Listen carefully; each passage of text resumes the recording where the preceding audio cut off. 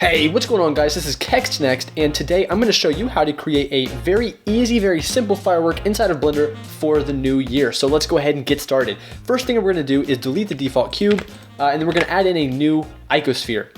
I'm going to change my scene units to be Imperial instead of Metric because that is what I understand because I'm in the United States. And I'm going to scale my sphere down so it's about a foot. Yeah, about a foot. I'm going to hit Control A, I'm going to apply that scale. Next thing I'm going to do is go over to the particle settings, add a new system, and I'm going to call it movement. And this is going to be the actual movement of our firework. I'm also going to rename the Icosphere to be move for movement. All right, so now if we go ahead and hit play on this particle system, we can see it's just emitting particles over the course of 200 frames and they're just falling straight down. And that's not what we want. So what we're going to do first is change the amount of particles to 75. Then a firework, because it is an explosion, all of the particles are emitted like immediately within a few seconds. So I'm going to change the end frame from 200 to 3. So now if we hit play, they all just kind of plop out right there at the beginning, but they're still falling straight down and they don't have much velocity to them. So we're going to go to the velocity tab and increase it to like 500 feet a second, maybe even more than that, 550. And then we're going to change the gravity to be a little bit lower in the field weights. And we'll have to play around with this value. Again, anybody that does any kind of simulations inside of any kind of 3D program knows that there's a lot of trial and error involved. So I'm going to go ahead and play this, and wow, that is a that explosion is much, I don't know if it's too fast, but it's really, the particles are shooting way out, they're not stopping, and we want them to kind of have some drag on them. So we're going to go to the physics tab and turn the damping up a bit. And play that again. So they really just shoot out there. Maybe even turn the damping up a little bit more. All right. So these particles are really just firing out as fast as possible. I'm also going to turn the Brownian value up a little bit to like 18, and then I'll give them some random movement. And to give them some random kind of emission, I'll go to the source and change it to volume. And that's going to promote some randomness. I'll also give the velocity a little bit of random in there, maybe like I'll say 0.2, sure. And we'll go ahead and hit play again. All right. So these particles are still kind of falling down to the earth, which is what we want, but I might actually want to increase the gravity so they are falling a little bit faster. All right. I actually don't like how slow they're falling down, so I may decrease the damping a little bit, but also decrease the normal. So maybe like 450. Let's try that. All right, yeah, I like how they are kind of slowing down a bit faster. I mean, slowing down a bit slower. It's more of a gradual change, and I like that. I like how it's still being shot out really fast. And from each of these particles, there's going to be they're going to be emitting its own particles from the center. So that's kind of what we're setting up right now. All right, I do like the movement that they have right now. So I'm going to go ahead and bake the movement. And then I'm going to go to the render settings, and if you hit Control and click on it, it'll close all the other tabs. And the viewport, I want to uncheck Show Emitter and change the render to None. And there we go. So now we have pretty much nothing in the scene, but we still have that particle data. They're just not being shown as anything. So once we have that, we want to create a brand new Icosphere. So Shift A, add in a new Icosphere. And on this Icosphere, this is actually going to be our firework. So we can rename it Firework. And we want to go to Particle Systems, add a new one, and we will call it Lines. Okay, so what we have right now is an Icosphere emitting particles, and that's not really what we want. We want to go to our firework object, go to the modifiers, add a particle instant modifier, drag it above your particle systems, uncheck dead and unborn, change the object to move, and change the amount to 1. Now, if we go back, maybe I'll enable it, you can see that we still only have, we have our Icosphere being emitted at each of our old particles positions. right? And the difference between doing it like this and having it just render as an object is if you do it this way, you can have each of these spheres emit particles. But right now you can see that only one of them is emitting particles, and that's not really what we want. So to fix that, we just have to go to the particle system tab, go to emission, source, and check use modifier stack. And now if we play this, all of the spheres are emitting particles. So perfect, looks great. We want to change the number to like something like 20,000, a very high number, because we want it to emit a lot of very small particles from the center. Then we're going to change the velocity down to something like 0.3, very, very low, and go ahead and go to the field weights and turn the gravity to something like 0.005, and we'll see how that holds up. All right, I actually want a little bit more gravity, so maybe like 0.1. All right. Also, they are being emitted through the frame. Let's say, I think it's 200, so we want to change that. I want it to emit up until our old particles start to slow down. So about right here, that is frame, looks like 10, 11-ish. I'm gonna set it to 12. All right, let's go ahead and see how that looks like. All right, a lot of particles being emitted there. Just like that, and I like how that looks. But they're, these lines that they're creating are very wide. So what we wanna do is actually go to our firework, tab into edit mode, and change the scale of our icosphere. So make it very, very small. Something like that.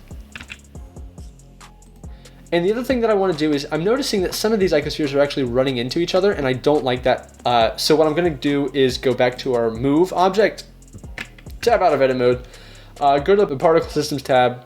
I'm going to hit delete bake, and I'm going to change, let's see, I guess there's no there's a seed. Okay, so I'm going to change the random seed up a little bit. And hopefully there will be no particles colliding with each other, maybe lower the amount to 70. And then I'll bake it again. All right, so that should have fixed any problems we were having. All right, so go back to the firework object. Now you can see they are emitting lots of particles, but they are clumping, and that's because we need to enable or give it some subframes. And so to do that, we can go there to the particle systems tab, and then go to the physics, integration, subframe, set it to 5. And let's see how that looks. So we're still actually getting some clumping, but we can fix that by turning up we can just give it some randomness, and that should fix what's going on there. So maybe turn the velocity up a little bit higher, maybe to like 1 foot a second, maybe a little bit lower, so let's say 0.6. Then we're gonna turn up the randomness a bit. And the other thing that I want to do is turn the object velocity down to negative 0.1, and let's see what that does. Okay, that was way too much. Maybe negative 0.001. So a very minimal amount. And that's just going to make the particles eject backwards from what's emitting them. Yeah, so I think they are a little too large, and so to change that, we can go down here to the viewport display, change the size, make it a little bit smaller. All right, so something you can do to kind of avoid a little bit more clumping is change these subframes up to a higher number, maybe 10. And then, yeah, definitely mess around with the object velocity. And if you make it a negative value, it's just gonna eject the particles backwards. So I made it negative 0.002, and I also changed the actual velocity down a little bit. And let's see, I also changed the particle end frame to be frame 10. So they should maybe even make that a little bit lower, frame 9. Let's see what that looks like. Yeah, I like how that looks. All right, next thing we want to do is increase the lifetime. So I'm going to make the lifetime something like 80, and I'm going to change the lifetime randomness up to 0.5. Let's see what that looks like. That looks pretty cool, but maybe I want to change the lifetime down a little bit more, so 65. Let's try that. Yeah, okay. And I also do like how the gravity is looking. Maybe I can make it a little bit stronger, so 0.15. And let's see what that looks like. Maybe just 0.1 was okay. I don't want it to fall too fast or it'll kind of collapse in on itself. I like how we're getting some random particle motion in there. And I also like how there's a lot of particles. Okay, so now once we have that, we want to go ahead and let's just bake it. So I'm gonna hit cache. We go to physics. Oh, and one more thing before I do that is I'm gonna go to render and turn show emitter off, and go to viewport and turn show emitter off. So now, let's see. Yeah, so we're not getting the tip of them. I think I like how that looks. But yeah, so once you have that, we wanna go ahead and bake it, and the computer will bake it. And then we will create a new particle system. In this one, we're going to make it the same as our lined particle system, but make it a duplicate pretty much. And we'll call it end. And this will be kind of, these particles will be emitting at the end as our spheres kind of settle down here. So we're gonna make the start frame 9, and we'll make it end whenever they end. So let's see, probably down here at some point. Frame 40-ish, sure. So frame 40, and everything else can stay the same. Oh, and we want to turn the number down to something like 800, so there's not a lot of them being emitted there. Yeah, so they're just kind of being emitted and they fizzle out. And I'll also maybe turn the lifetime randomness up a little bit, and the lifetime down to 60.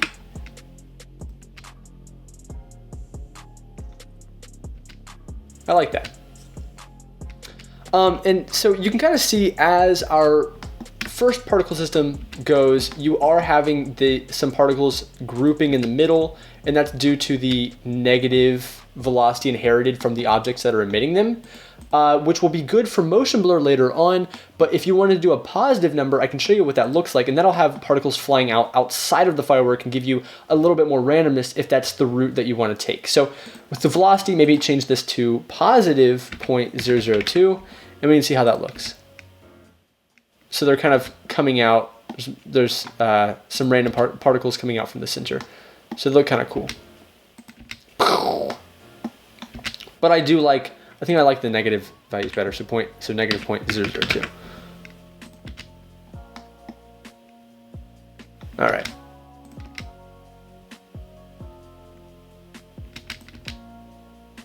Okay, so now once we have that, we want to go ahead and give this a material. And so in order to do that, we're going to hit Shift A, create a new Icosphere, and we're going to move it off to the side over here. Then we're going to hit M, move it to a new collection, and we'll call this collection instance. God, I can't spell today. All right. So once it's in there, we can select it. We want to select our firework object, go down to render, change it to be an object, and select our new Icosphere. You can do the same for our other particle system. Whatever you change in the old one, you kind of have to go back and change in our new one as well. If you wanted to, you could have just duplicated it after you did all this work, but I don't know, it's not that big of a hassle just to change the objects and the size. So to change the size, let's see. You can go there. Well, also you want to make sure that your particle systems are baked so you can see what they look like. So I'm going to go ahead and bake them. I'll bake my first one, and then I will bake my second one. There we go.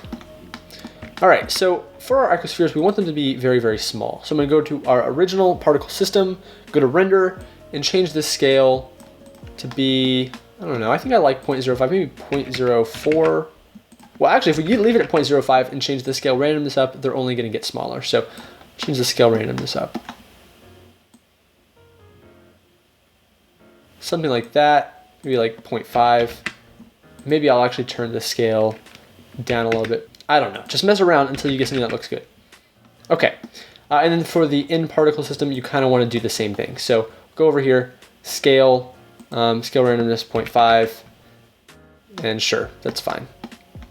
All right, so to add in a material to this, we're gonna go ahead and make our render engine cycles, set it to the GPU, and we're gonna open up a new tab. It's gonna be the shader editor. Here we go. And we're going to select our sphere. So we want to actually apply the material to the sphere. And what I'm going to do right now is turn off our overlays, our scene overlays, go to the rendered mode, and you can see this already looks really cool. I think particle systems in Blender make some really, really interesting, really cool looking things. And now that I'm looking at it, I kind of think that the size of our particles is a little too large. So I might go back and turn it down a little bit, 0.04, maybe turn the scale randomness to 0.4 as well.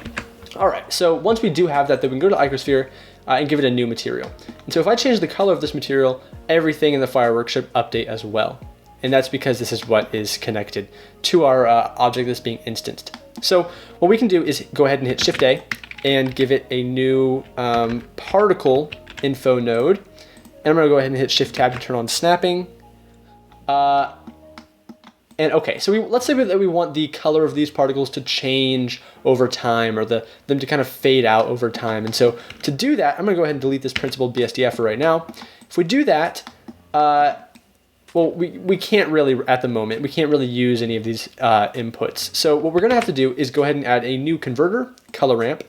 And what the color ramp does, it affects values from 0 to 1, right? This range right here on the color ramp is values between 0 and 1.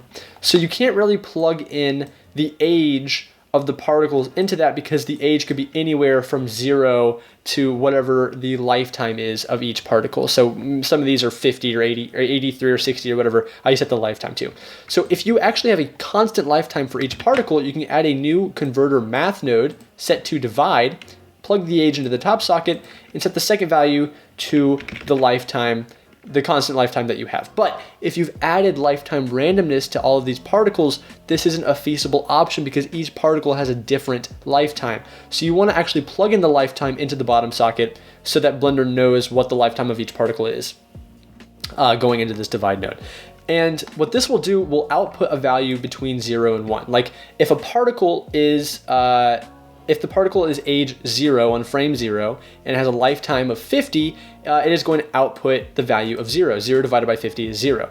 But if a particle is its maximum life, let's say 50, and its lifetime is 50, 50 divided by 50 is 1, that is 1, and then all of the values in between there, it's also going to output. So if we go ahead and plug the divide into the color ramp, and if we have node wrangler enabled and we hit Control Shift and click on the color ramp, we can see something going on. And we can't really see it right now, but if we drag this flag on the color ramp, you can see we'll have particles, darker particles when they're born, fading to white as they die. And that's not really what we want. That's not really what a firework is. It's kind of the reverse of that. So we want to go ahead and flip the color ramp.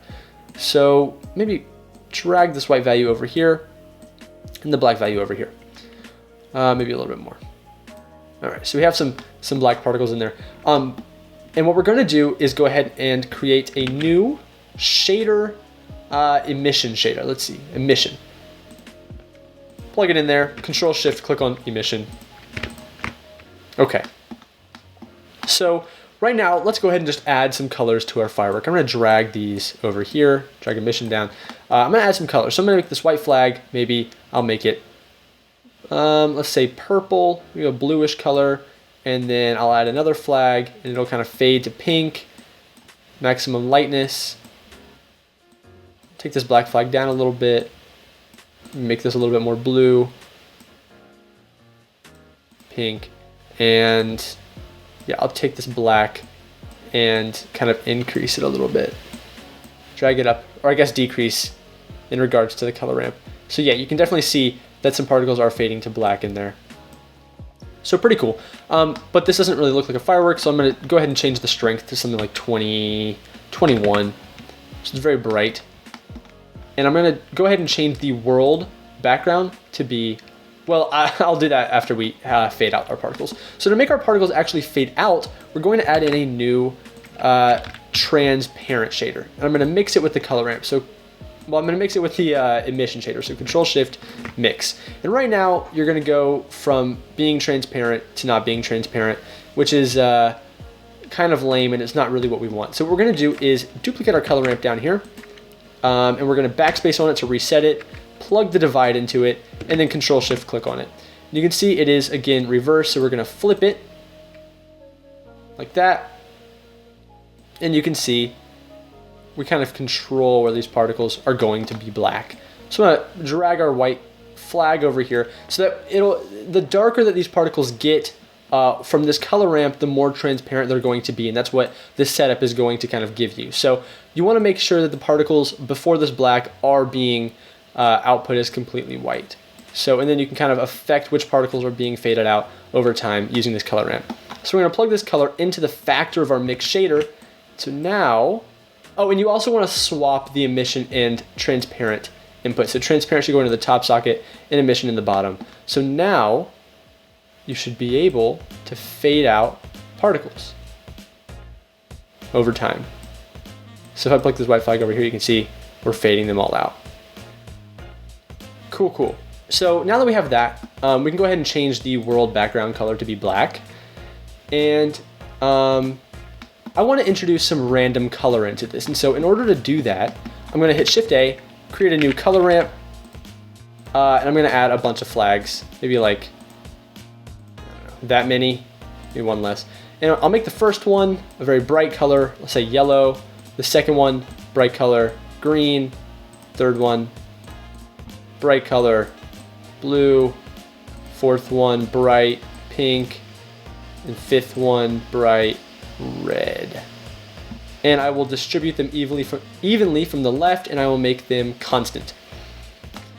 So now if we Control Shift click on this, we're just getting what's in the middle of the color ramp, and that's not really what we want. So we're gonna hit Shift A, add in a new object info node, and plug random into the factor. And that will make it so that each one of the spheres that is being instanced has a random color based off this color ramp.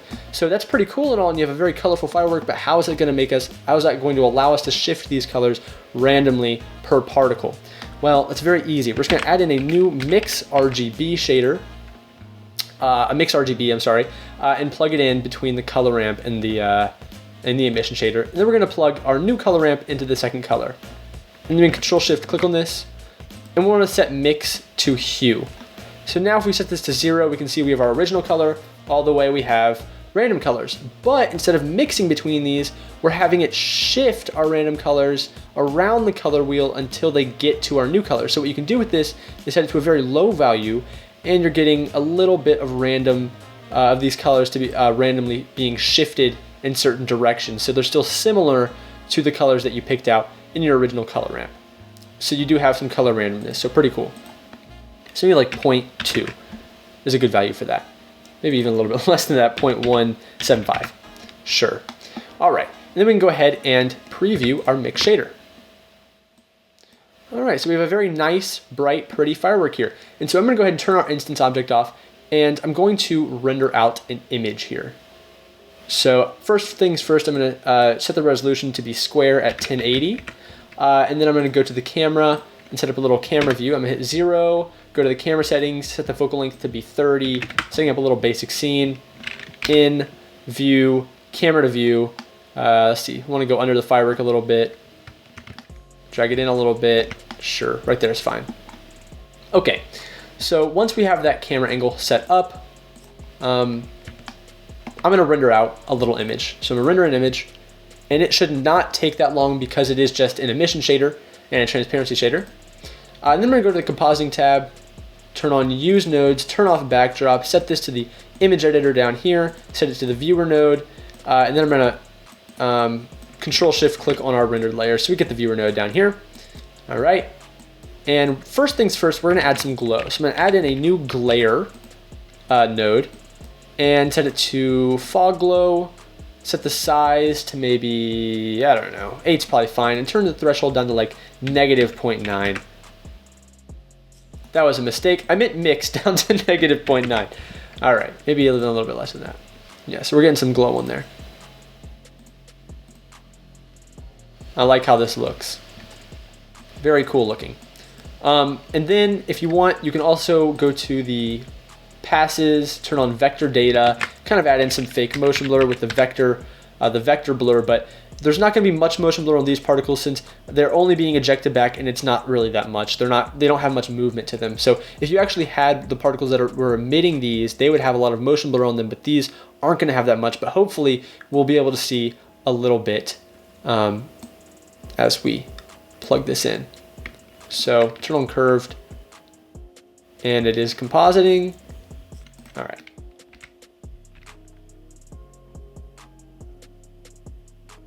Yeah, so there is a little bit of blur on them, but not much. But yeah, so that's pretty much how you create a firework in Blender. I'm going to go ahead and render out the final product now. So I'm going to render an animation, and I will see you when it's done.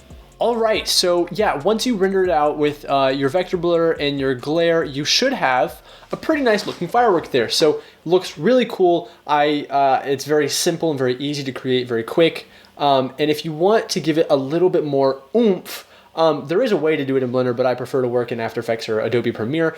If you want to give it a little bit more oomph, you can go up right to the point, right before it slows down, where it stops expanding, probably about here, cut it or trim it, and then all of the area before that point, you actually want to speed it up by 2 or 3 times. You want to make it so that it's about like 25% the original length, and then you want to just, you know, snap the rest of it to that clip. And that will make it explode really fast outwards, like an explosion will kind of go, and then, you know, fade out and look really nice. And if you want, if you're in Adobe After Effects, you can maybe add like a very subtle vector blur or something to make it look a little bit different. But yeah, that's it for this tutorial. I really appreciate you guys sticking around, and I hope that you subscribe and stay tuned for future content. Thank you so much. I am Kext Next, and I will see you in the next tutorial.